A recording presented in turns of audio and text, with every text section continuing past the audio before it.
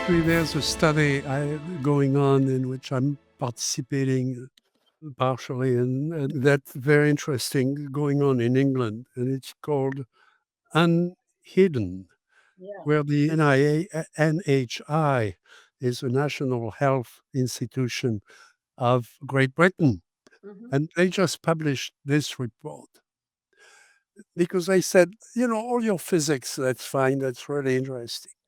But what about the experiences? What about the people that Jeff was just talking about, the witnesses? They are hurt. They are hurt psychically and sometimes physically, many times physically, and nobody cares. I mean, their doctor, if they admit to their doctor that this came from a UFO, it only makes the case worse. Okay, it's called the impact of exceptional experiences Yeah. Did and you pull it up again? So, because disclosure, yeah. yeah, on mental health. Okay. And I know that the group has a website, so I'm assuming that that paper is available on their website. Yes. Thank you, So Jacques.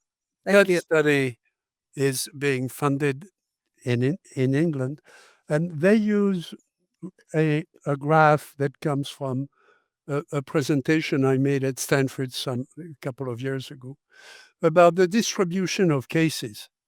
Now, close to zero, you see that little hill, which is the cases that Congress talks about. Cases that come from airplanes, from the armed forces, from the people in government, and so on. And then the curve to the right is the cases that I study. And those are from farmers, people in the field, people who've seen something, who've been hurt as well, but they, um, I don't know what happened to this. They've been hurt, and they've felt it, in their bodies, and nobody is interested in those cases, and there are many more. As Jeff just said, those cases are all over the place, and we don't hear about them because everybody wants to know, what happened to the astronauts, what happened to the people in the armed forces, what happened to the aviators, which is important because of the instruments they had at their disposal that can give us technical information. Mhm. But I assure you that the farmer in the field has technical information that we've never really listened to, and we should.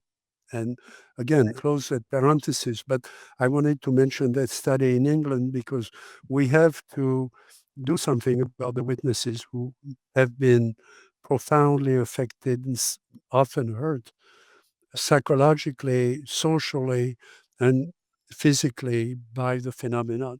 And right now, we're ignoring them.